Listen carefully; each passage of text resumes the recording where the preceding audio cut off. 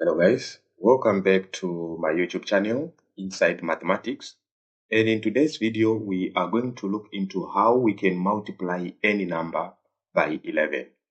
And we are going to use this method. We are going to split the digits, then we are going to add them, then we insert the sum in between. So given examples, we are going to take a look into the examples that we are having. Let us start by looking into question A. Like I said, so first the concept, we need to split the digits.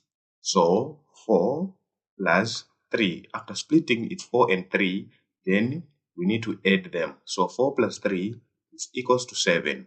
Then the last stage is to insert the sum in between. So 4 plus 3 is equals to 7. So the final answer of 43 times 11 is equals to 473. That's the answer. Same goes to B. We split the number. 5 plus 2 is equals to 7. So the final answer of 52 times 11 is equals to 572. This is the final answer. Now, I want to give you an exercise that you're going to do. So here is your exercise. So an exercise you are going to do, let us call it C. You're going to solve 68 times 11. Find this. I want to see your answer on the comment section below. Thank you guys for watching my video. Don't forget to like and subscribe. Bye-bye.